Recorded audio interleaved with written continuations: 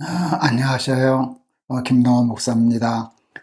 오늘도 우리 날마다 기막힌 새벽 한결같은 마음으로 찾아오신 여러분 진심으로 환영합니다. 하나님께서 기뻐하시고 우리에게 꼭 필요한 일용할 양식, 영의 양식 예배해 주실 줄을 믿습니다. 오늘 말씀은 로마서 12장 3절에서 11절 제가 봉독하겠습니다.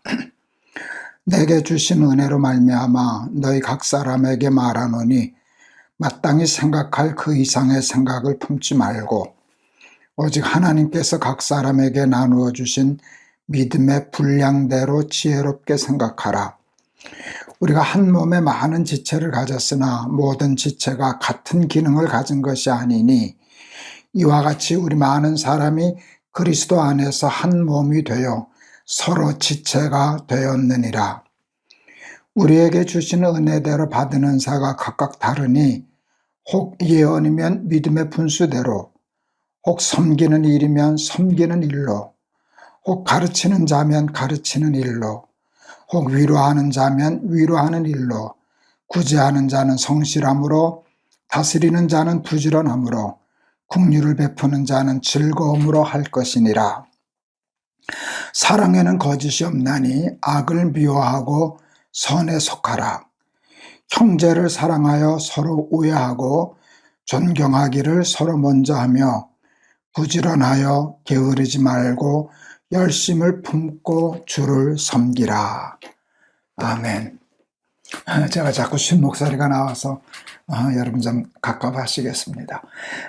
양해하고 들어주시기를 바랍니다.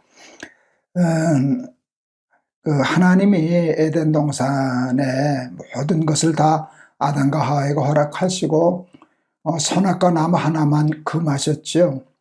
따먹지 말아라. 따먹는 날에는 정령 죽으리라. 근데 사탄이 그 하나님의 명령을 어기게 하려고 유혹합니다.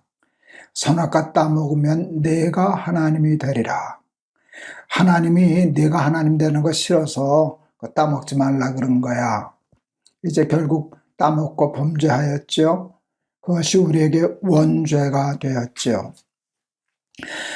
그래서 우리의 본능 속에는요, 의식적인, 무의식적인 본능 속에는요, 내가 내 삶의 주인이 되려고 하는 본능이 있고, 내가 스스로 하나님의 자리를 탐내는 그런 죄된 본능이 다 있습니다. 사람에게는요, 최고가 되려고 하는 마음이 있어요. 공부 왜 해요? 남보다 뛰어나려고. 돈 왜 벌어요? 남과 구별되고 차별된 삶을 살고 싶어서. 왜 출세해요? 높아지고 싶어서. 이지 않겠습니까? 이게 이제 우리의 본능 속에 있습니다. 그런데 우리에게는요, 그와 같은 본능을 충족시키기에 좋은 것들이 있어요. 하나님이 주신 은사거든요. 은사는 탤런트예요. 여러분, 음악적인 재능을 가진 사람, 음악적인 은사를 가지고 있는 사람은 타고나면서부터 음악을 잘해요. 노래도 잘 부르고 연주도 잘하고. 은사는 탁월함이에요.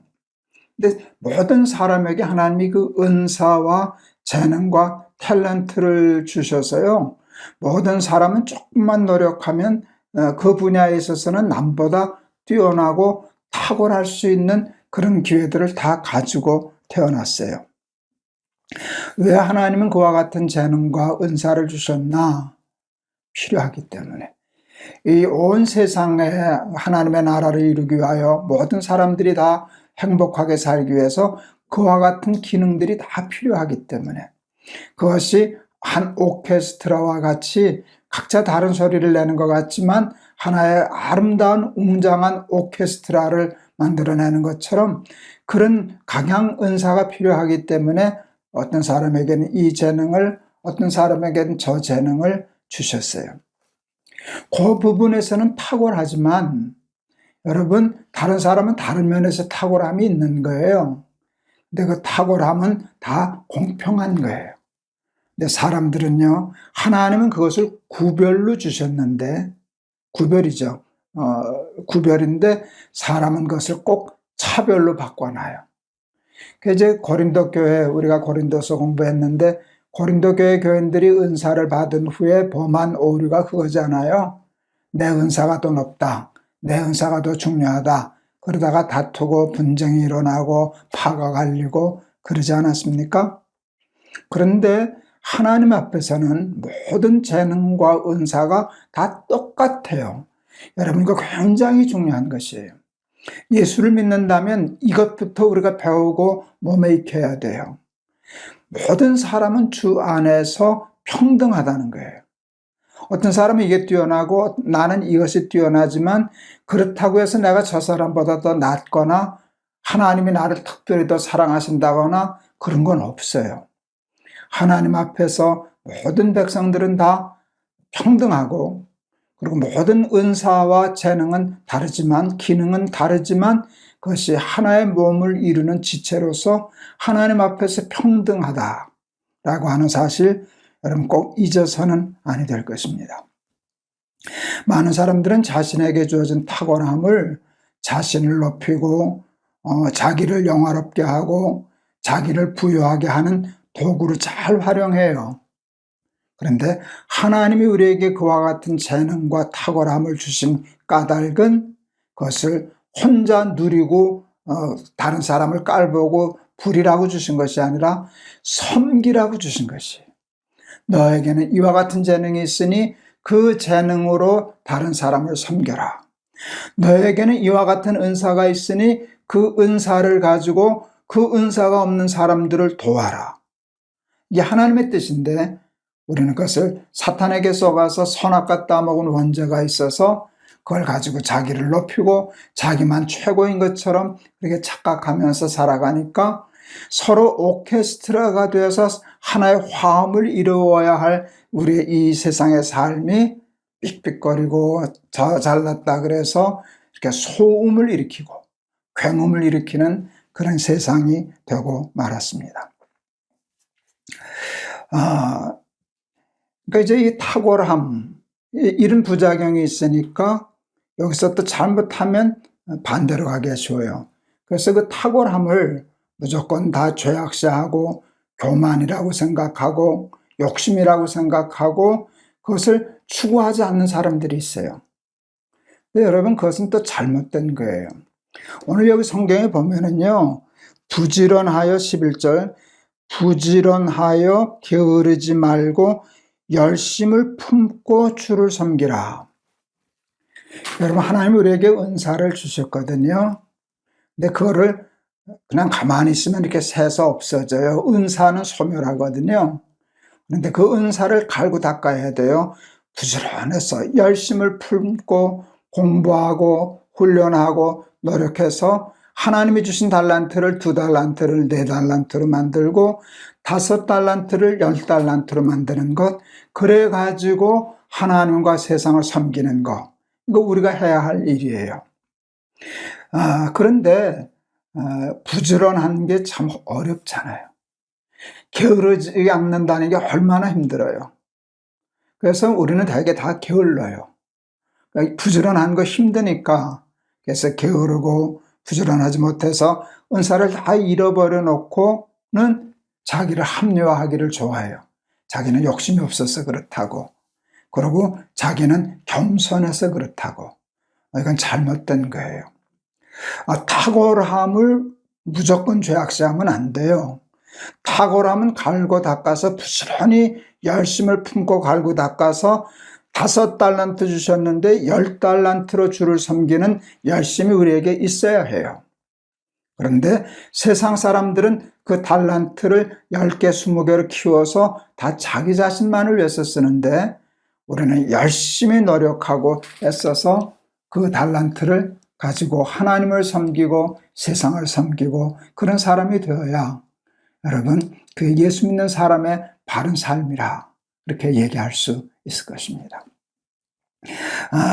오늘 이제 2가지 얘기했어요. 하나님은 우리에게 누구에게나 다 탁월함을 주셨다. 근데 그 탁월함으로 자기의 욕심과 유익을 구하지 말고 그 탁월함을 잘 갈고 닦아서 더 탁월하게 만들어서 그것으로 그 탁월함이 없는 사람들을 돕고 섬기라. 저 사람은 자신의 탁월함으로 나를 섬기고 나는 나의 탁월함으로 다른 사람을 섬기고, 이렇게 될 때 이게 아름다운 하나님의 나라가 이루어지는 것이다. 이걸 우리 꼭 배우고 노력하고 기도하고 애써서 그런 삶을 우리 실제 삶에서 구현하고 실천하며 살아가는 우리 사랑하는 날마다 기막힌 새벽 식구들 다 될 수 있기를 주의 이름으로 축원합니다.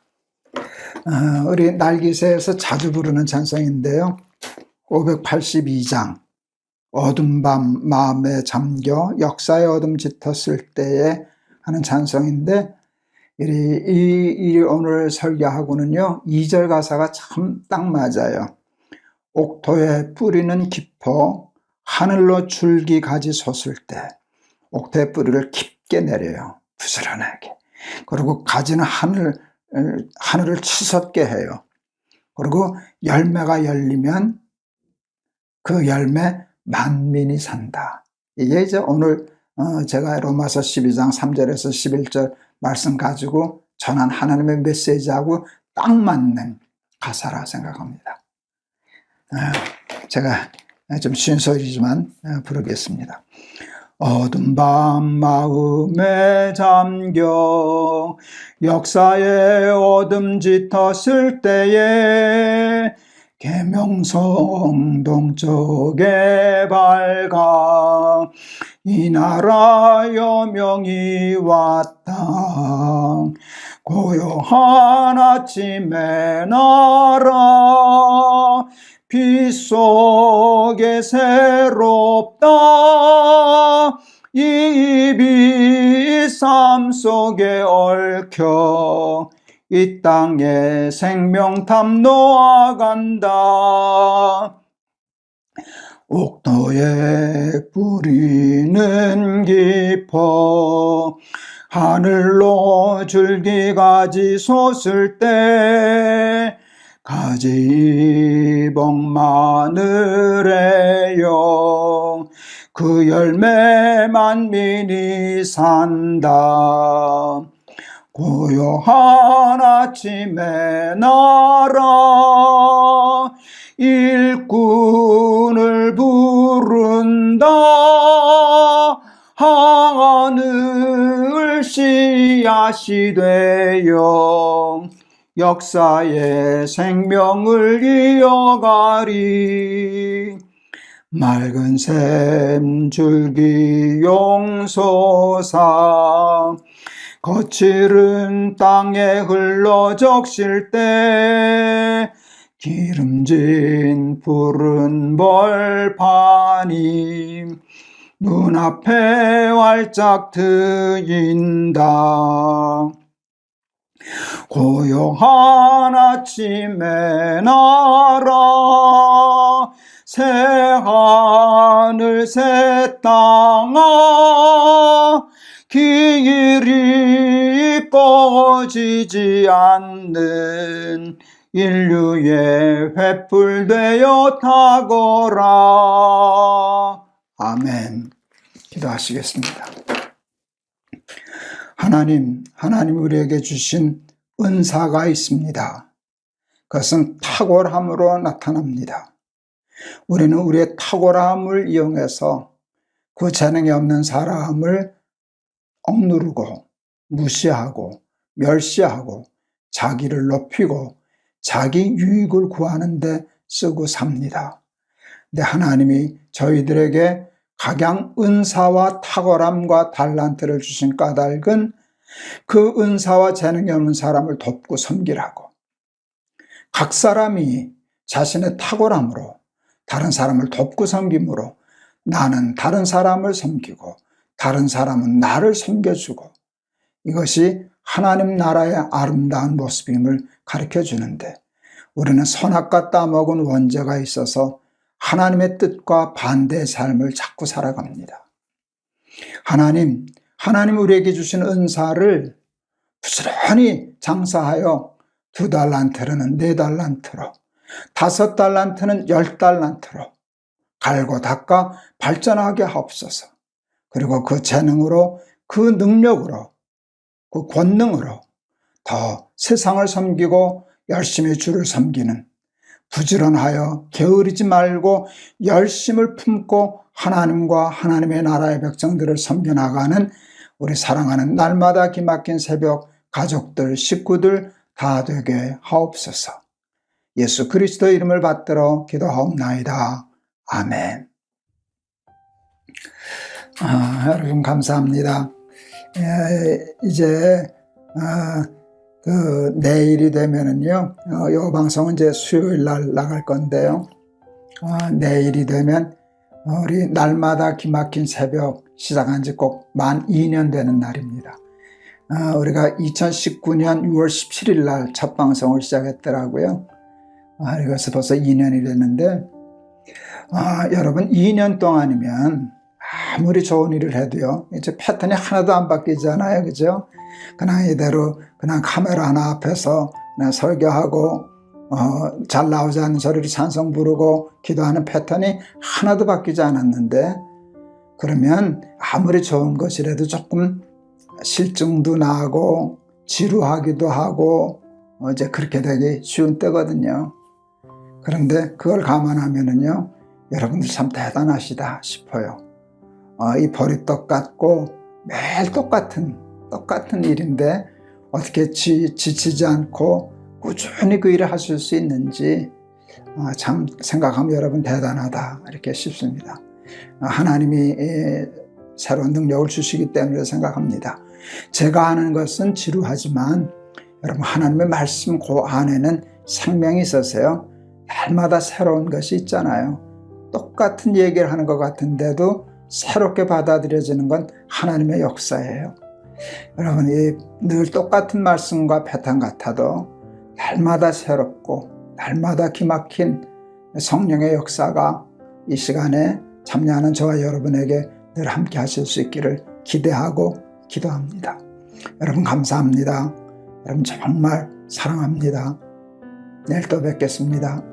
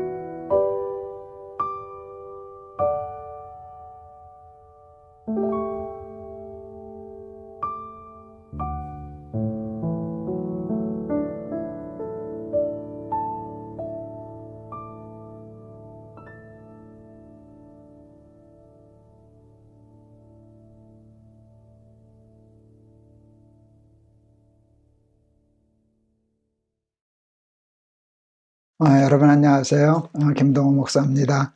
오늘도 우리 잊지 않고 여러분 날기세 찾아주셔서 고맙습니다. 우리 날기세 자문하면서 우리 날기세 하는 사람들의 그 시청률이 조금씩 더 높아지네요. 시간이 많이 지났는데 얼마나 감사한지 모르겠습니다. 하나님의 말씀을 사모하는 사람들이 이렇게 많다는 것이 얼마나 큰 기쁨인지 모르겠습니다. 잠언 23장 29절에서 35절. 재앙이 네게 있느냐, 근심이 네게 있느냐, 분쟁이 네게 있느냐, 원망이 네게 있느냐, 까닭 없는 상처가 네게 있느냐, 붉은 눈이 네게 있느냐, 술에 잠긴 자에게 있고 혼합한 술을 구하러 다니는 자에게 있느니라. 포도주는 붉고 잔에서 번쩍이며 순하게 내려가나니 너는 그것을 보지도 말지어다. 그것이 마침내 뱀같이 물 것이요 독사같이 쏠 것이며 또 내 눈에는 괴이한 것이 보일 것이요 내 마음은 구부러진 말을 할 것이며 너는 바다 가운데 누운 자 같을 것이며 돛 위에 누운 자 같을 것이며 내가 스스로 말하기를 사람이 나를 때려도 나는 아프지 아니하고 나를 상하게 하여도 내게 감각이 없도다. 내가 언제나 깰까 다시 술을 찾겠다 하리라. 아멘. 하나님은 우리를 창조하실 때 당신의 영으로 창조하셨습니다. 진흙으로 모양을 빚으시고 코에 생기를 불어넣으셨어요. 그 생기는 하나님의 영이었어요. 그래서 우리는 생령이 되었다 그러는데 그 영은 하나님의 정신을 의미해요. 그렇죠? 그래서 하나님이 우리에게 하나님의 영을 우리의 정신으로 주셨어요. 삶에 있어서 정신이 얼마나 중요해요. 정신을 잃으면, 정신이 흐려지면 분별력이 없어지고 무엇이 옳은지 무엇이 그른지 무엇이 좋은지 무엇이 나쁜지 모르게 되지 않겠어요? 그래서 정신을 똑바로 차리고 맑은 정신, 바른 정신을 가지고 사는 일이 우리의 삶에 얼마나 중요한지 모릅니다. 근데 여러분, 사탄이 그것을 싫어하지요. 하나님의 영을 가지고 하나님의 정신을 가지고 이 세상 살아가는 것을 사탄은 싫어해요. 그걸 방해하고 싶어 해요. 그래서 정신을 흐리게 해요. 정신을 잃게 해요. 딴 데 정신 팔게 해요. 그래서 하나님의 영, 하나님의 정신을 가지고 사람이 사는 것을 자꾸 방해해요. 사탄이 사용하는 무기들이 여러 있는데 대표적인 것 중에 하나가 마약이겠죠. 마약은 정신을 흐리는 거거든요. 그리고 헛된 환상을 보게 하는 거거든요. 그래서 바른 정신을 가지고 그것을 통해서 얻는 참된 기쁨을 놓치게 하는 것이거든요. 궁극적으로 하나님을 놓치게 하는 것이거든요.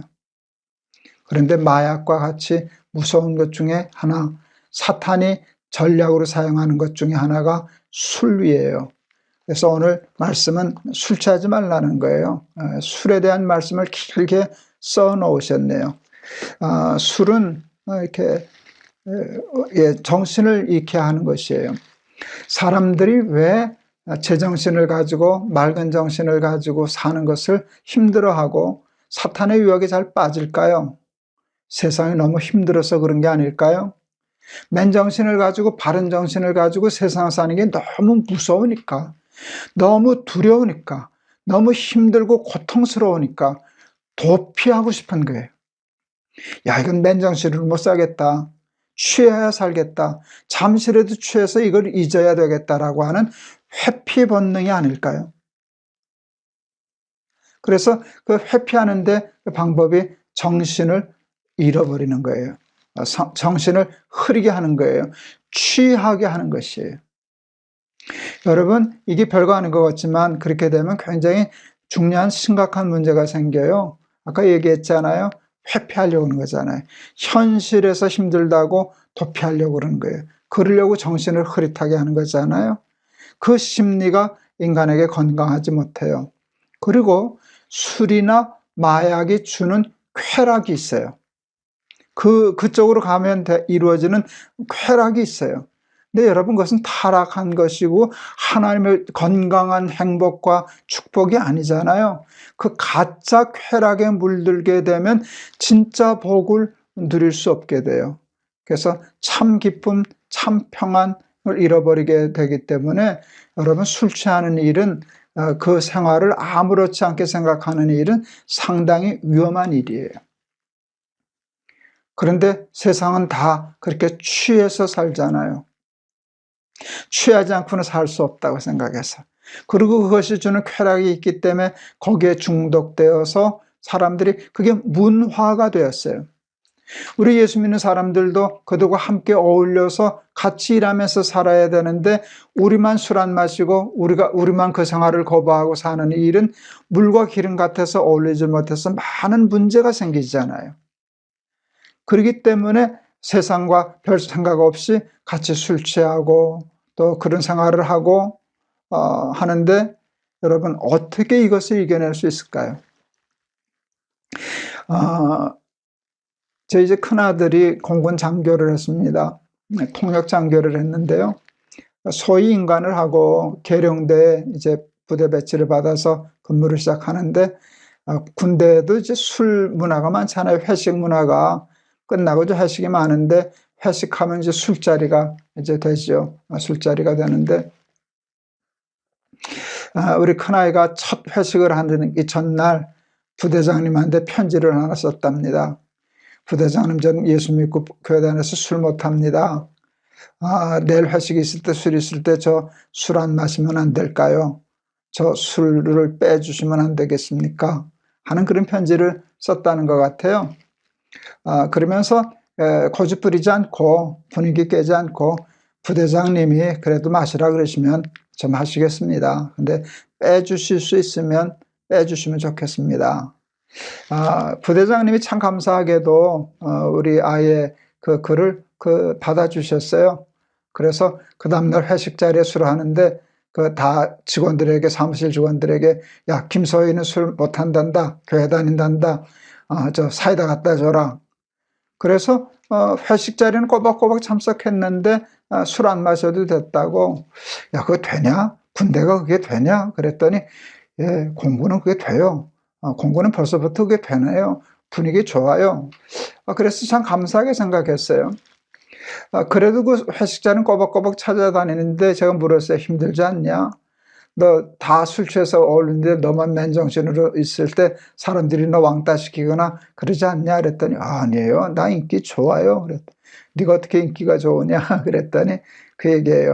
끝나고 맨정신 정신 똑바른 건 자기밖에 없거든요. 그래서 취해서 비틀거리는 상관들 한 사람씩 집에 모셔다 드리고 그러니까 사모님들이 나 되게 좋아해요. 그래서 얼마나 웃었는지 모릅니다.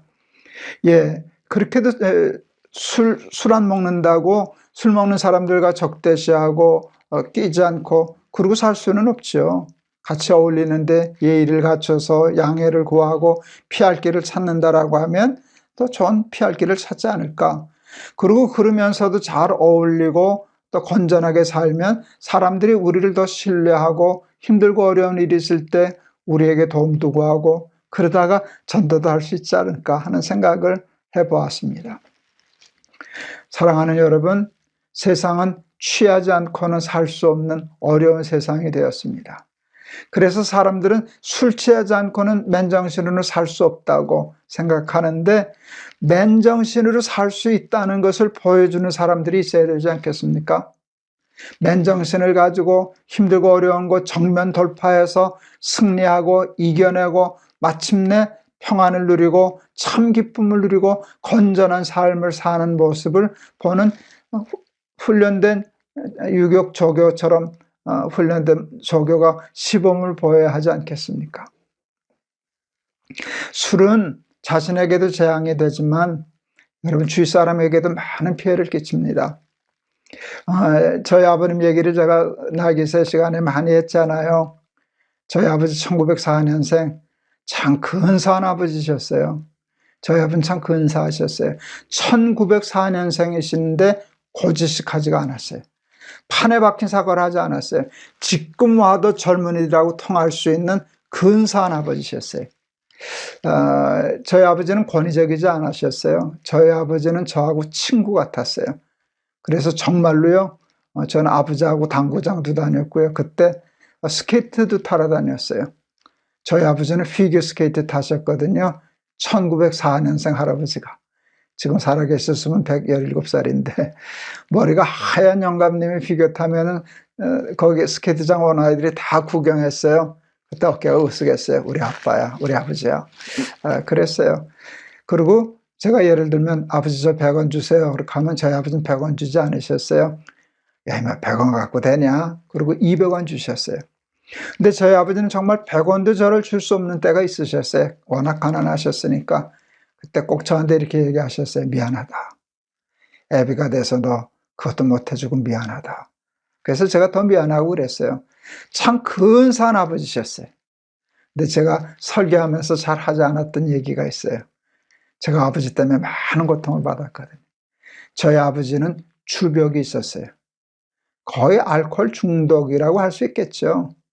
근데 저희 아버지는 술을 많이 마시지는 못해요. 소주 한 병을 다 못 마시셨어요. 반병을 마시는데 반병 먹고 그렇게 취할 수가 있는가? 참 그것도 참 은사하다 싶어요. 소주 반병을 드시고는 밤새도록 주정을 하셨어요. 한 얘기 또 하시고 한 얘기 또 하시고 노래 부르고 잠 안 재우고.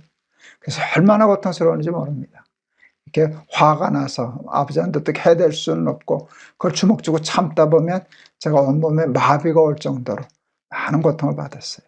그러니까 제가 정상적인 삶을 살기가 참 어려웠어요. 여러분, 술 취하기 시작하면 그것이 주는 뭔가 건강하고 하는 것들이 있는 것 같지만 많은 것을 망가뜨려요. 오늘 성경에 있잖아요. 재앙이 네게 있느뇨, 근심이 네게 있느뇨, 분쟁이 네게 있느뇨, 원망이 네게 있느뇨, 까닭없는 상처가 네게 있느뇨. 그게 다 술에 잠긴 자에게 있고 혼합한 술을 구하러 다는 자에게 있느니라. 이렇게 술은 회피하는 거예요. 그리고 거짓된 환락, 쾌락에 쏘가 신기루 같은 데 쏘가 사는 거예요. 그건 마약과 똑같은 거예요. 그렇게 되면 진짜 건강하게 하나님이 주시는 축복에서 그걸 누릴 수 없게 되는 것이에요. 그래서 술 취하는 것, 정신을 흐릿하게 하는 일을 가볍게 생각하지 말고 밝은 정신, 맑은 정신으로 여러분 살아가는 저와 여러분 되길 바랍니다. 한 가지만 더 얘기하고 마칠까요? 취하지 않으려면 어떻게 하면 되는지 아세요? 취하면 돼요. 오순절날 제자들과 예수 믿는 사람들이 성령 받고 취했잖아요. 그래서 사람들이 술 취한 줄 알았어요. 정오 때 대낮부터 저 사람들이 술이 취해서 저래. 그럴 때 우리가 술 취한 게 아니라 성령에 취한 것이라고. 술에 취하면 성령에 취하지 못하고 여러분 성령에 취하면 술에 취하지 않을 수 있어요. 왜요? 술이 주는 그 해결 방법과 술이 주는 만족과 성령이 주는 만족은 품질이 전혀 다르거든요. 그것을 맛보아 알기가 쉽지 않아서 그런데 성령에 취해서 그 맛을 알게 되면 세상에 취하지 않고 정력에 취하지 않고 술에 취하지 않고 거짓된 욕심에 취하지 않고 마약에 취하지 않고 하나님의 영 바른 정신 가지고 건강하게 살아가는 사람 될 줄을 믿습니다. 우리 사랑하는 날개새 식구들, 하나님의 영, 하나님의 바른 정신 흐리지 말고 취하지 말고 힘들어도 바른 정신으로 정면 돌파해서 승리하는 삶 사는 우리 여러분 되기를 바랍니다. 기도하겠습니다. 하나님 아버지, 세상에 살기 힘들어서 맨정신으로는 너무 힘들고 고통스러워서 술 취하고 잊어버리고 도피하고 회피하고 하나님이 주시는 건강한 행복과 기쁨이 아닌 거짓된 신기루 같은 환상에 빠져서 사는 것이 습관화되었습니다. 그러다 보면 점점 하나님으로부터 멀어지고 하나님이 주시는 참 건강한 기쁨을 얻을 수 없게 됩니다. 우리 사랑하는 날기새, 우리 사랑하는 친구들, 하나님이 주신 영과 정신을 흐리지 않고 취하지 않고 세상의 유혹에 빠지지 않고 취하지 않으면 살 수 없는 사람들에게 취하지 않고 바른 정신으로 얼마나 건강하게 살 수 있는가를 보여줄 수 있는 숙달된 조교 같은 우리 날기새 친구들 다 되게 하옵소서. 예수 그리스도 이름을 받들어 기도하옵나이다. 아멘. 여러분 감사합니다. 오늘 말씀 여러분 잘 한번 새겨 들으시고 하나님의 정신을 이렇게 흐리게 하지 말고 늘 힘들어도 맑은 정신, 바른 영 가지고 정면 돌파해서 승리하는 삶 살기를 바라고, 도피하지 말고 회피하지 말고 거짓된 쾌락과 거기에 물들지 말고 건강한 삶 사는 저와 여러분 되기를 바랍니다. 감사합니다. 여러분 오늘도 또 말씀으로 승리하세요. 여러분 내일 또 뵙겠습니다. 여러분 사랑합니다.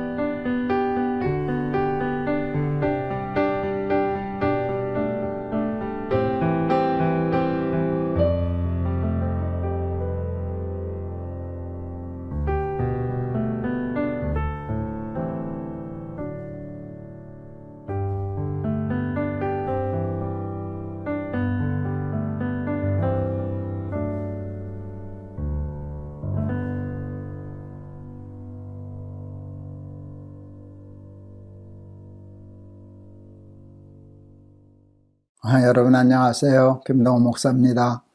오늘도 우리 날마다 기막힌 새벽으로 불러주신 하나님께 감사드립니다.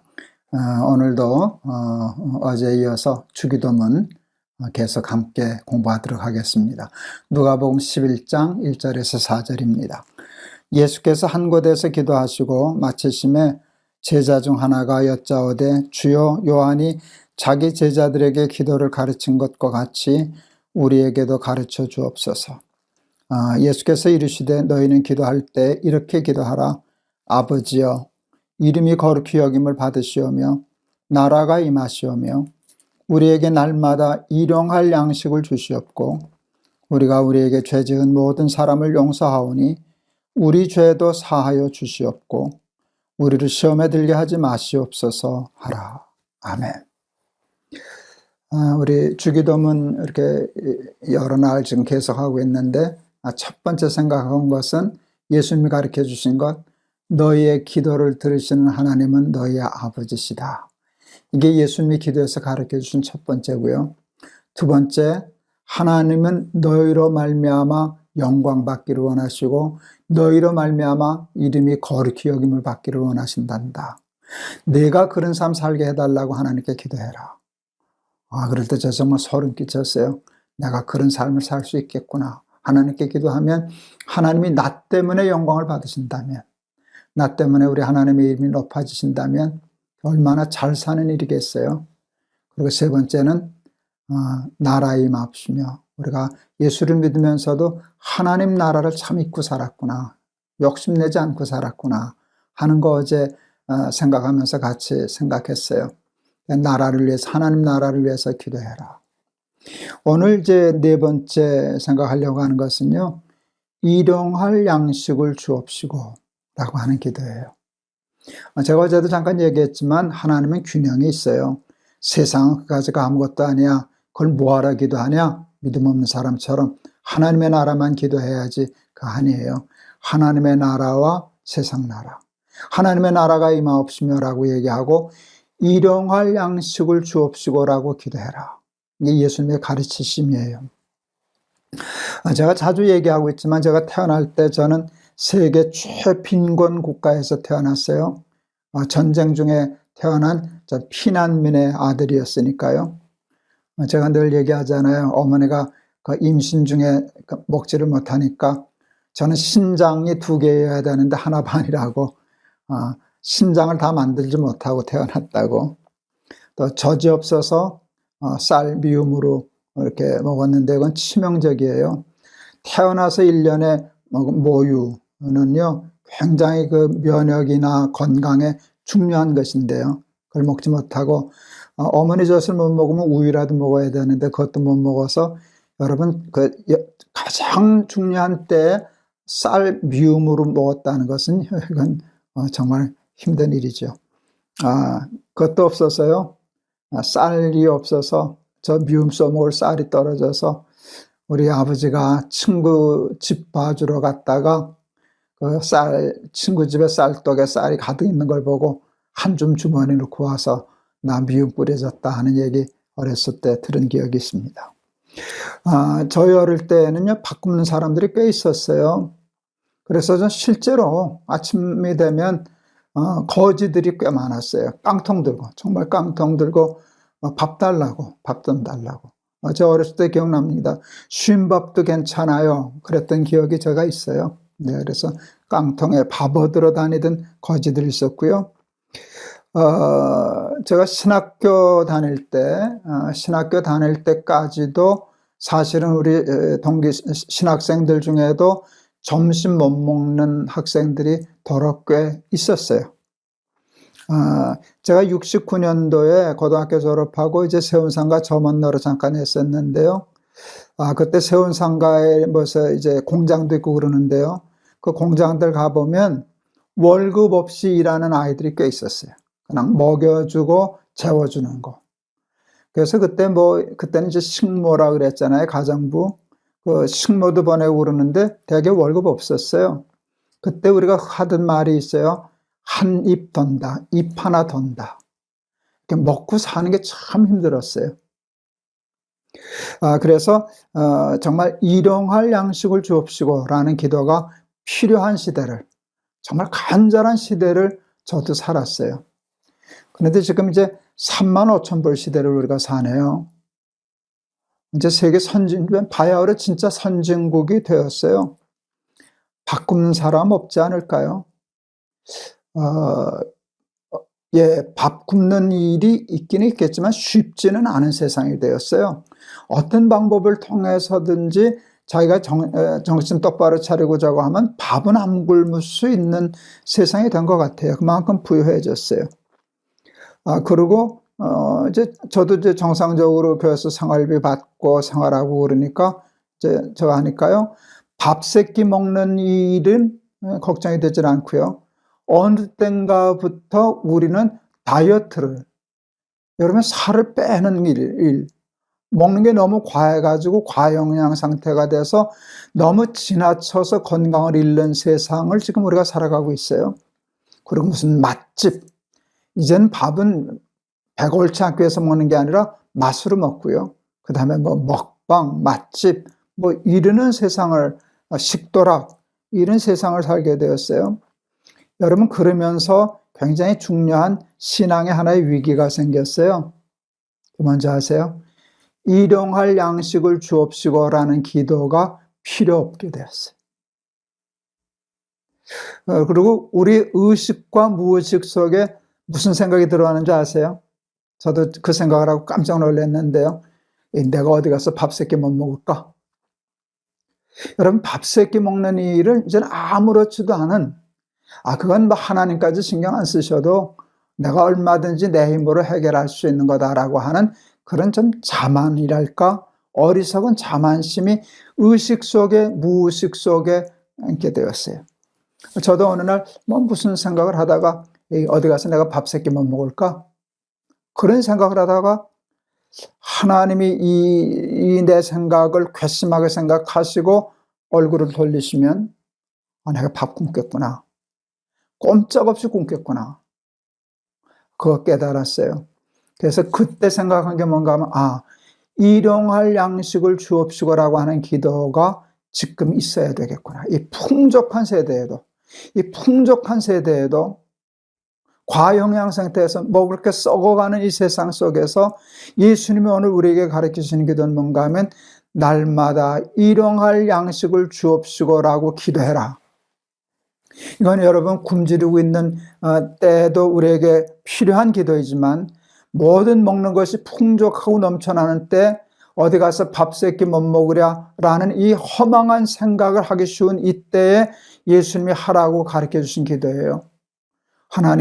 하나님이 주지 않으면 전 일용할 양식 못 먹습니다. 하나님 일용할 양식을 주세요.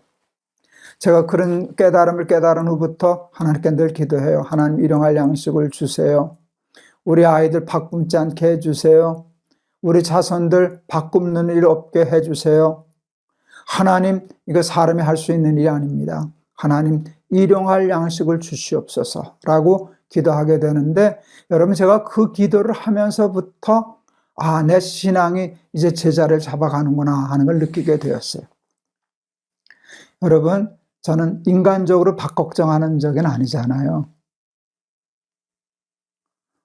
그렇죠? 그런데 하나님은 밥 걱정 없는 우리들에게 일용할 양식을 주옵시고라고 기도하라 그러죠. 그게 뭔가 하면 하나님 밥 한 끼도 내 생명은 전적으로 하나님께 달려 있습니다라고 하는 신앙이에요. 전 그래서 일용할 양식을 주옵시고라고 기도하는 일이 예수 믿는 우리들에게 가장 중요한 일이다 하는 걸 깨닫게 되었어요. 일용할 양식은 하나님이 주셔요. 그리고 일용할 양식은 하나님으로부터 받는 것이 옳아요. 제가 예화를 늘 반복하고 자주 하니까 여러분 몇 번 들으셨을 텐데, 제가 이제 너무 좋아서 이제 자주 반복하는 겁니다. 우리 막내가 지금 옷가게를 시작한 지가 이제 5년째 들어섰습니다. 이제 빈티지 가게 한다 그랬을 때 제가 도와주지를 못했어요. 은행 융자 얻을 때 제 집 담보 잡혀준 거, 그거 도와준 거죠. 돈을 도와주지를 못했어요. 그래서 이렇게 목돈으로 도와주기가 어려워서 혹시 너 이제 장사 시작하고 그렇게 하면 이제 생활비 당분간 어려울 터인데 조금이라도 내가 얼마 동안이라도 도와주랴. 그랬을 때 우리 막내가 굉장히 고마워했어요. 아버지 고맙습니다. 감사합니다. 그래서 받는 줄 알았더니 그런데 안 받을랍니다. 그래서 왜 안 받으려 그러냐? 그랬을 때 우리 막내가 이렇게 얘기했어요. 그러면 일용할 양식을 주옵시고라는 기도가 안 되잖아. 일용할 양식을 주옵시고라는 기도가 안 되잖아. 승부를 하나님께 건 거예요. 하나님 먹여주세요. 이 장사에서 밥 먹게 해주세요. 아이들 생활비 되게 해주세요. 생활비 아버지한테도 받을 수 있겠지만 하나님께 받고 싶어요. 저는 그게 믿음이라고 생각했어요.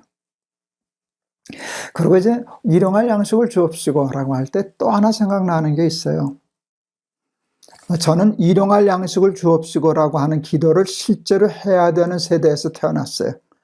바꾸는 사람들 많이 봤어요. 깡통 두고 밥 얻으러 다니면서 아직도 생생해요. 쉰밥도 괜찮아요. 그러던 그 거지 기억나거든요. 그런 시대를 제가 살았어요. 지금은 일용할 양식이 걱정 없는 세대를 살지만 아직도 세상에는 제 어렸을 때 삶을 사는 사람들이 너무나 많아요. 아프리카, 동남아시아, 전쟁 난민들, 그들은 간절히 하나님 앞에 일용할 양식을 주세요라고 일용할 양식을 기도할 거예요. 근데 하나님은 우리가 누가복음 할 때 이 말씀을 먼저 읽게 하셨잖아요. 너희가 먹을 것을 주어라. 많은 가난하고 어려운 사람들이, 바쁜 사람들이 하나님 일용할 양식을 주세요라고 하나님께 기도했어요.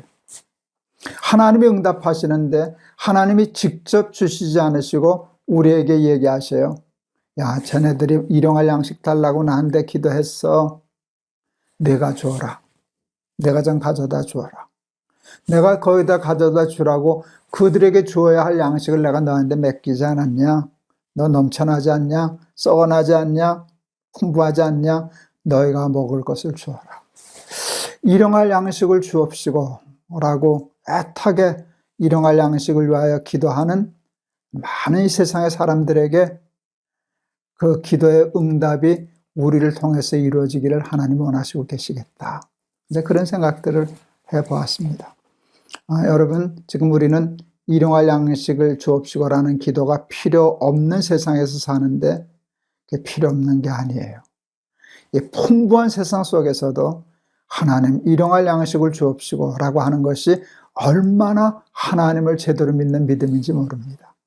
우리 사랑하는 날개새 식구 여러분, 일용할 양식을 위해서 풍족한 세대에도 일용할 양식을 주옵시고라고 기도하고 생명을 하나님께만 온전히 걸고 승부를 거는 그런 믿음의 사람 되기를 바라고, 또 하나 우리가 생각했을 때 아직도 일용할 양식이 없어서 정말 애타게 기도하는 사람에 대한 기도의 응답이 우리를 통해서 이루어질 수 있기를 위해서 힘쓰고 노력하고 나누고 베풀고 섬기고 사는 우리 날개새 식구들 다 되실 수 있기를 바랍니다. 제가 이제 에스겔 선교회 하는데, 에스겔 선교회 요즘 카렌족 난민, 미얀마 군부를 피해서 태국으로 지금 넘어와 있는 카렌족 난민을 좀 도왔는데요. 우리 태국에 있는 선교사님 통해서 며칠 전에도 그 물자가 들어가는 것을 봤어요. 태국 군인들이 이렇게 좀 잘 허락을 안 해서 현지까지 못 가고 현지인이 나와서 들고 조그만 배에 싣고 이제 올라가고 그런 걸 이렇게 봤는데, 제가 그 동영상을 보면서 참 기뻤어요. 그러면서 이런 생각이 들었어요. 옛날에 어른들이 그러셨잖아요.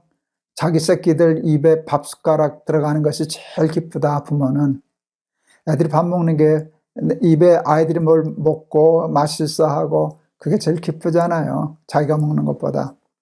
근데 엉뚱하게 그 생각이 들었어요. 그 양식이 글로 들어가는 것, 옷에 들어가는 걸 보고 하나님 얼마나 기뻐하셨을까. 하나님은 당신 자녀의 입에 곡식 들어가는 게 제일 기쁘시거든요. 일용할 양식, 입을 옷이 우리를 통해서 이렇게 들어가게 될 때 하나님 참 기쁘셨겠다. 자기 새끼들 입에 밥 숟가락 들어가는 것이 부모는 제일 기쁜데 하나님도 그게 기쁘시겠다 하는 그런 생각을 했었습니다. 오늘 이게 뭐 중언부언한 것 같지만 저는 굉장히 중요한 얘기라고 생각했어요.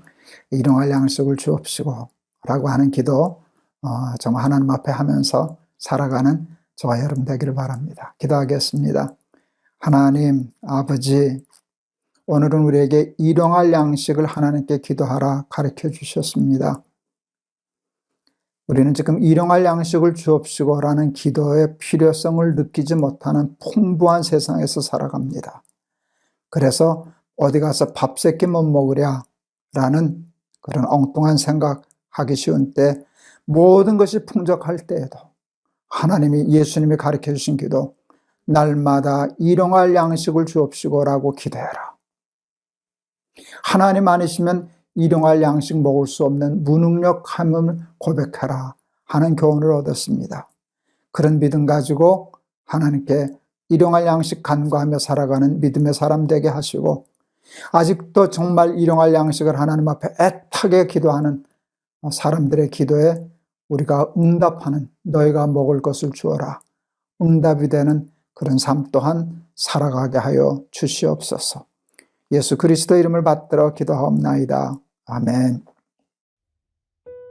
이렇게 하나하나 생각하면 참 말씀이 참 재밌어요.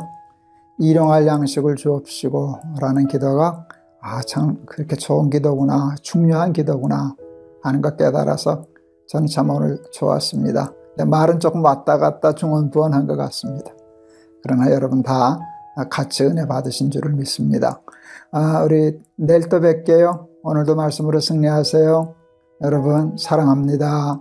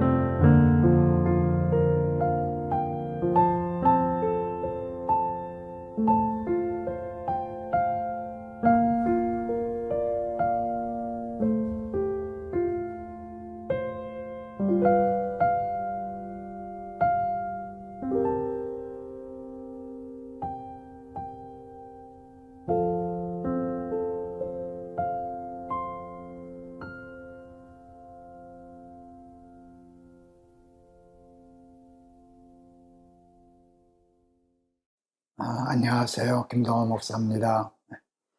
오늘도 우리 날마다 기막힌 새벽 찾아 나오신 여러분들을 진심으로 환영합니다.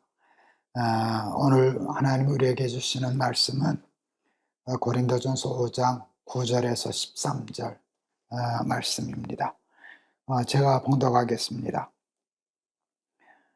내가 너희에게 쓴 편지에 음행하는 자들을 사귀지 말라 하였거니와, 이 말은 이 세상에 음행하는 자들이나 탐하는 자들이나 속여 빼앗는 자들이나 우상 숭배하는 자들을 도무지 사귀지 말라 하는 것이 아니니, 만일 그리하려면 너희가 세상 밖으로 나가야 할 것이라. 이제 내가 너희에게 쓴 것은 만일 어떤 형제라 일컫는 자가 음행하거나 탐욕을 부리거나 우상 숭배를 하거나 모욕하거나 술 취하거나 속여 빼앗거든 사귀지도 말고 그런 자와는 함께 먹지도 말라 함이라. 밖에 있는 사람들을 판단하는 것이야 내게 무슨 상관이 있으리요마는, 교회 안에 있는 사람들이야 너희가 판단하지 아니하랴. 밖에 있는 사람들은 하나님이 심판하시려니와 이 약한 사람은 너희 중에서 내쫓으라. 아멘. 우리 개신교에도 이제 수도원이 있지만, 이제 수도원 하면 이제 보통 우리 캐톨릭 교회를 생각하게 됩니다. 캐톨릭 수도원 중에는 아주 엄격한 수도원이 있죠. 그것은 뭔가 하면 세상과 완전히 단절된 수도원입니다. 그 수도원에 한번 들어가면 죽을 때까지, 아니 죽어서도 나오지 못하는 그런 수도원이 있더라고요. 제가 이제 동유럽이나 이런 데 가서도 좀 봤었고요. 우리나라에도 아마 그런 수도원이, 또 수녀원이 있는 것으로 알고 있습니다. 왜 그런 수도들을 할까요? 세상의 유혹을 뿌리치기 위하여, 세상에 물들지 않기 위하여, 영적인 순결과 순수함을 지키기 위하여 저들은 저렇게 극단적인 세상과의 단절을 선택하는 것이 아닐까, 이렇게 생각합니다. 참 대단하다는 생각이 듭니다.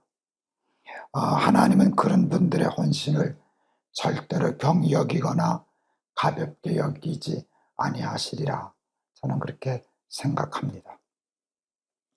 그러나 오늘 저는 조금 비판적인 눈으로 그것을 바라보고 싶어요. 절대로 비난이 아닙니다. 그런 분들은 훌륭한 분이죠.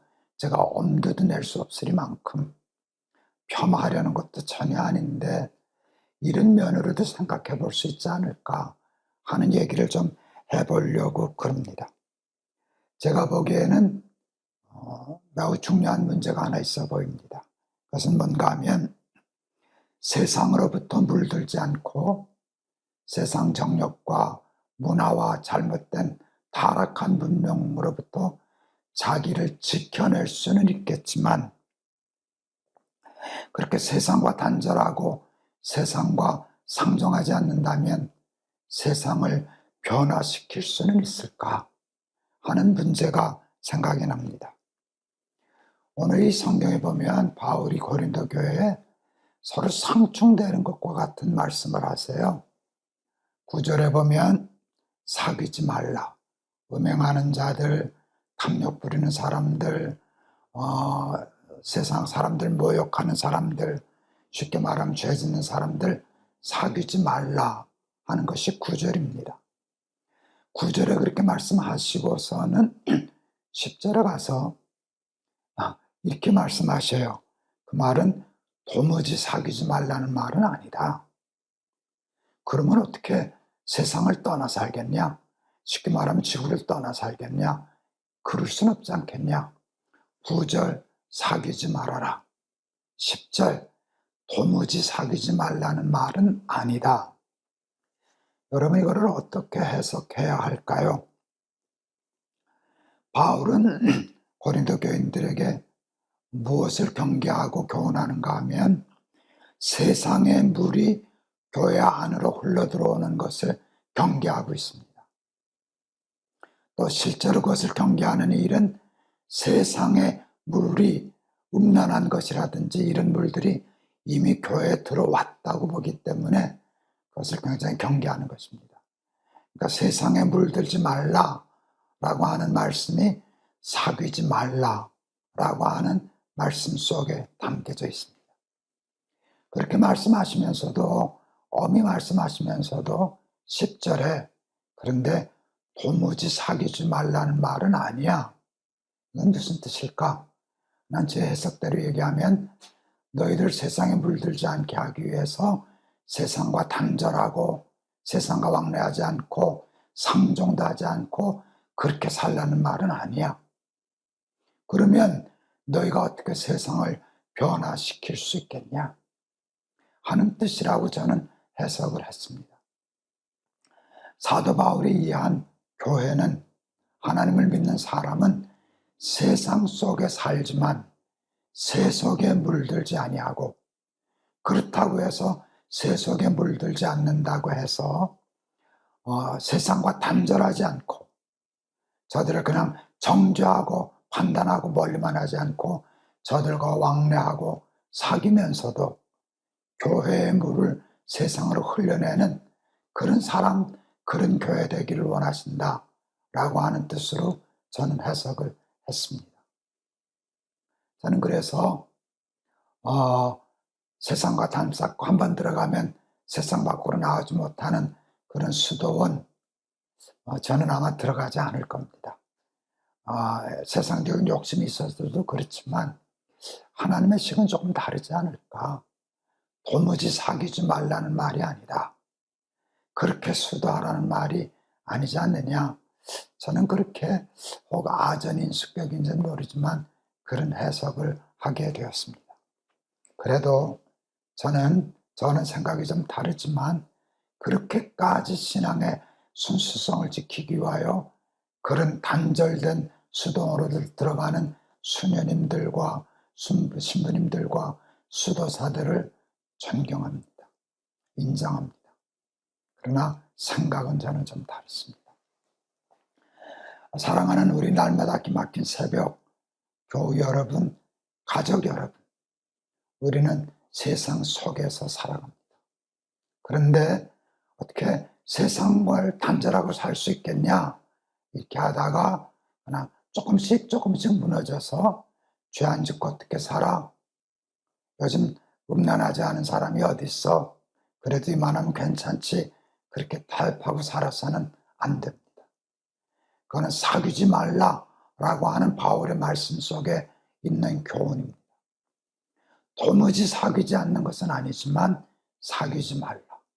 세상 속에서 저들과 함께 생활하고 장사하고 교제하며 살지만 저들의 물들지 말아라. 세상의 물을 흘리면서 살아라 하는 교훈을 오늘 사도 바울이 오늘 이 말씀을 통해서 주시는 것이라고 생각합니다.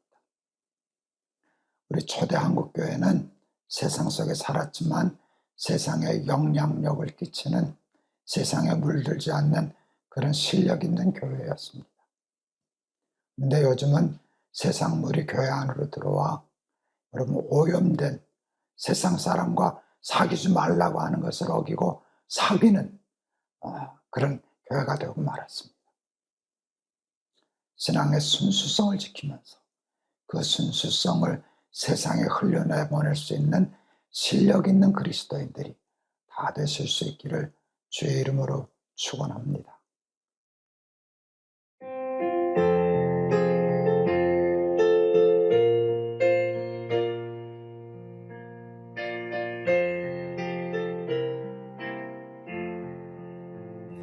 거친 세상에서 실패하거든 그 손못 자국 만져라.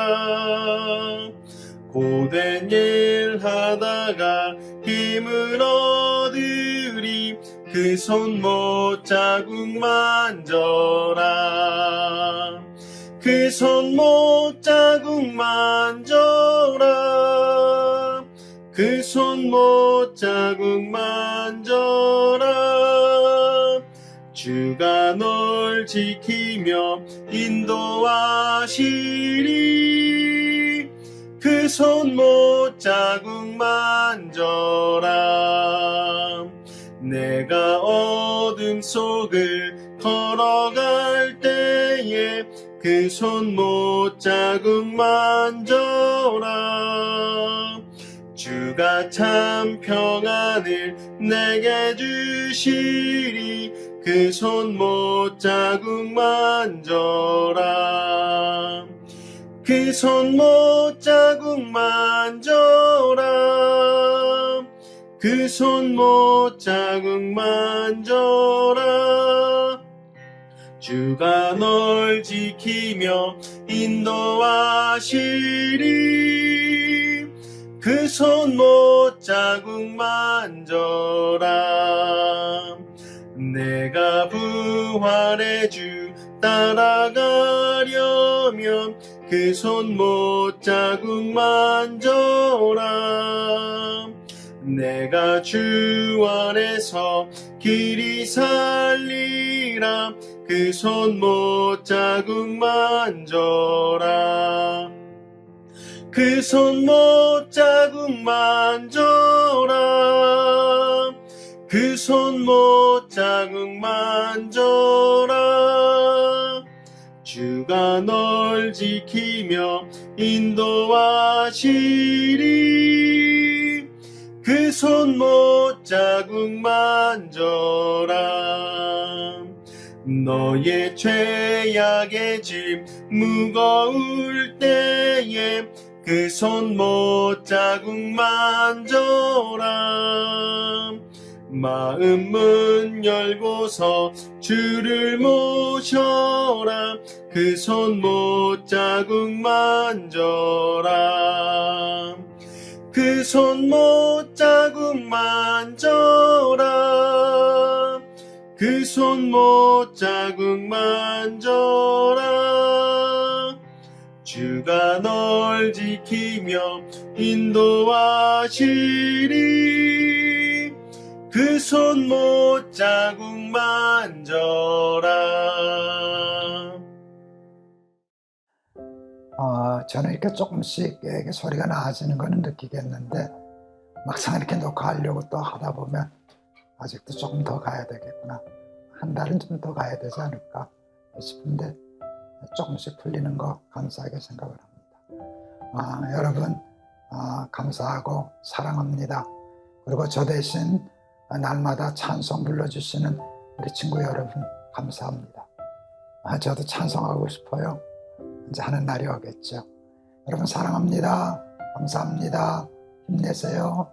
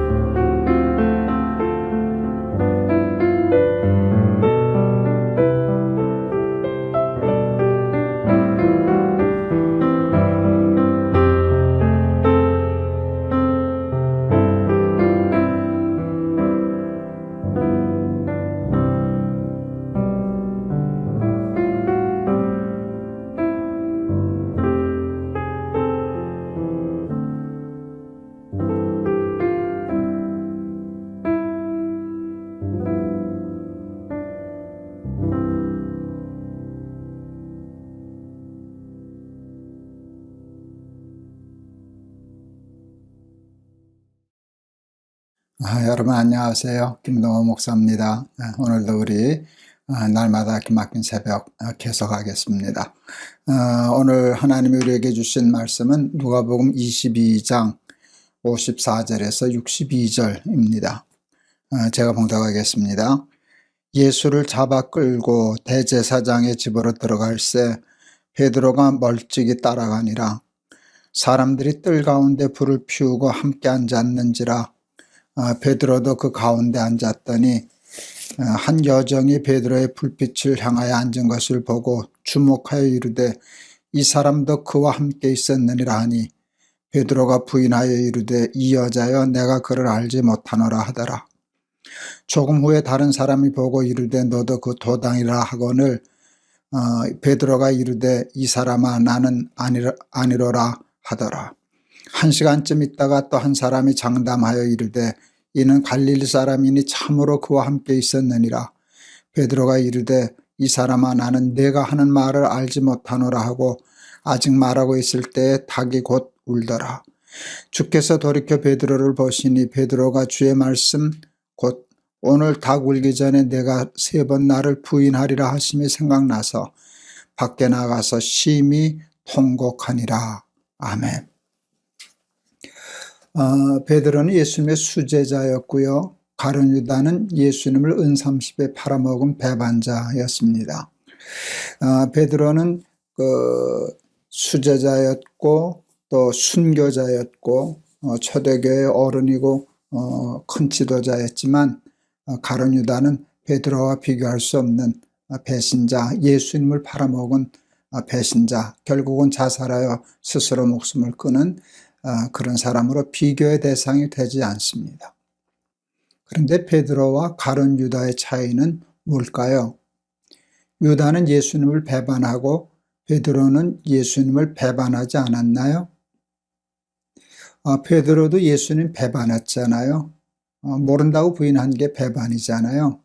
3번씩이나 다른 복음서에 보면 맹세하면서까지 도무지 알지 못한다라고 3번이나 부인했잖아요.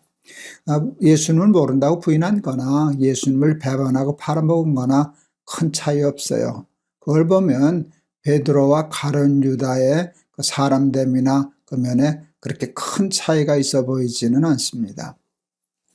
그런데 어떻게 베드로는 예수님의 정말 큰 사도가 되고 초대교회 사도가 되고 가룟 유다는 씻을 수 없는 그런 범죄자가 되어서 하나님의 영광을 가리우고 자신의 영광도 잃어버리고 그런 삶을 살게 되었을까요? 저는 그 굉장히 중요한 핵심이 회개에 있다고 생각을 합니다. 그러니까 쉽게 말해서 베드로는 회개했고 가룟 유다는 회개하지 않았다는 것입니다. 성경을 자세히 보면 예수님은 베드로와 가룟 유다에게 회개할 수 있는 기회를 미리 만들어 주셨어요. 베드로가 어떻게 회개했어요? 심히 통곡하니라. 이게 이제 회개거든요. 근데 닭 우는 소리 듣고 회개했잖아요. 예수님이 미리 말씀하셨거든요. 나는 죽어도 예수님 배반하지 않습니다. 다른 사람 다 버려도 나는 예수님 배반하지 않을 겁니다. 그럴 때 예수님이 네가 나를 3번 부인할 거야. 닭 울기 전에 3번 나를 부인할 거야. 미리 말씀하신 건 뭐예요?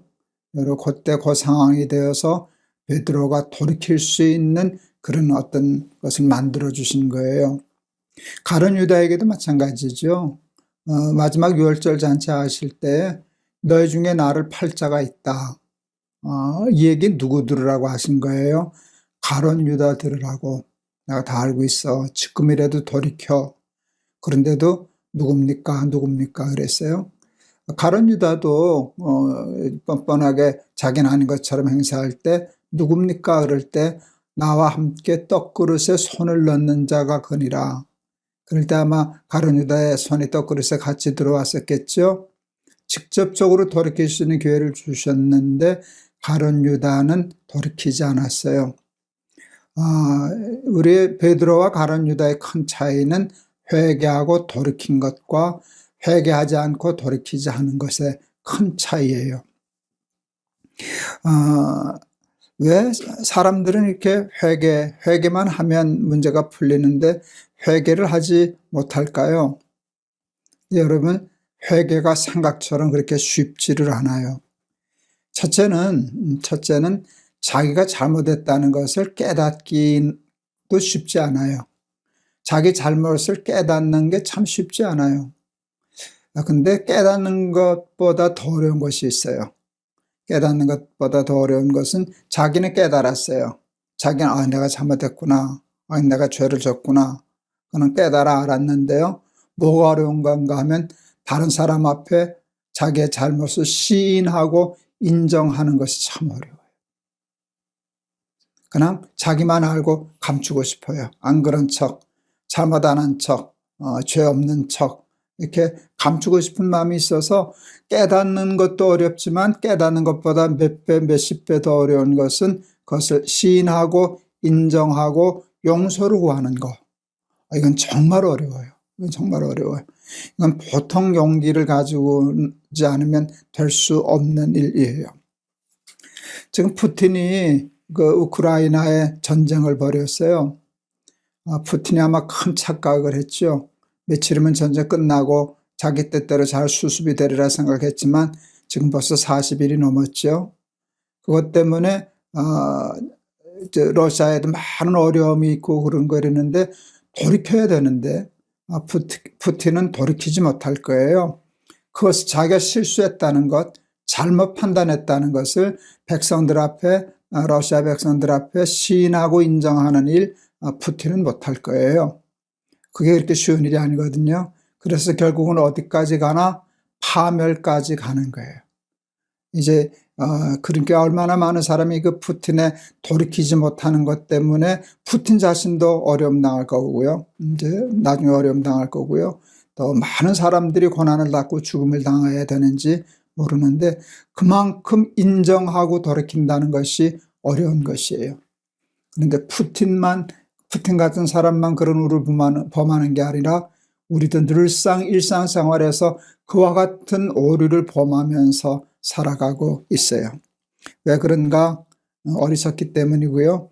용기가 없기 때문이고요. 지나치게 교만해져서 자기를 낮추고 자기가 잘못했다는 걸 인정하기가 어렵기 때문이에요. 우리는 다 인간이에요. 모든 사람이 죄를 범하였음에 하나님의 영광에 이르지 못하더니 죄 없는 사람은 하나도 없어요. 우리에게는 죄를 짓지 않을 능력이 없어요. 늘 잘못하고 실수하고 죄 짓고 그러면서 반복하면서 살아가요. 그런데 우리가 이렇게 가만히 있어도 때가 끼고 그러듯이 매일 세수하고 샤워하고 목욕해서 씻어내듯이 그것을 매일 씻어내고 하는 것이 필요한데 그것이 인정하는 것이에요. 그리고 회개하는 것이에요. 돌이키는 것이에요. 용서를 구하는 것이에요. 이게 우리의 삶에 얼마나 중요한 일인지 몰라요. 저는 그래서 우리 사랑하는 날깃의 식구들이 회개하는 연습을 하면 좋겠어요. 자기의 잘못을 인정하고 시인하고 상대방에게 용서를 구하고 하는 훈련이 잘 되는 우리 날깃의 가족들이 되었으면 참 좋겠다 이렇게 싶습니다. 작은 것부터 죄까지 가지 않고라도 실수한 것, 판단 잘못한 것을 솔직히 인정하고 내가 잘못 생각했어. 이건 내 탓이야. 이건 내 잘못이야.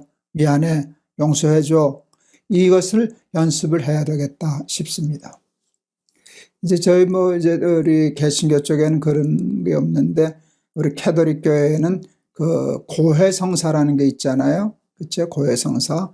자기 잘못을 신부 앞에 나가서 이렇게 비밀로 얘기하는데 나는 그것이 굉장히 중요한 교육적인 훈련이 된다고 생각해요.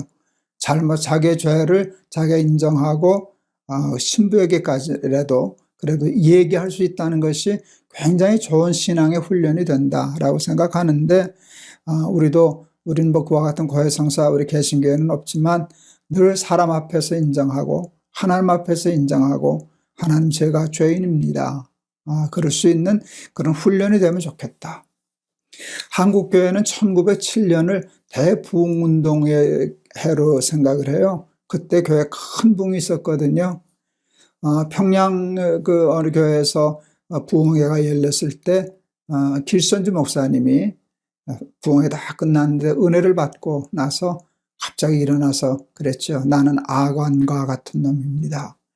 우리 친구가 세상을 떠날 때 재산을 부탁했는데 거기서 내가 100냥을 떼어 먹었습니다. 이게 많은 사람들에게 이렇게 은혜를 끼쳤어요. 감동을 끼쳤어요. 그래서 모든 사람이 일어나서 나도 이런 잘못했습니다. 나도 이런 죄를 졌습니다 하는 대회개 운동이 일어났어요. 이게 전국을 휩쓸었어요. 이게 하나의 성령 운동이 되었어요. 한국엔 제2의 오순절 사건으로 기억돼요.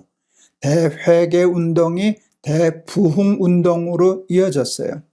이것은 교회 역사 속에서만 이루어질 일이 아니라 우리 개인에게 있어서도 회개하고 자기가 죄인 것을 깨닫고 하나님 앞에 사람 앞에 용서를 구하고 돌이킬 때 우리의 삶의 진정한 대부흥의 축복의 역사가 일어나게 될 줄을 믿습니다.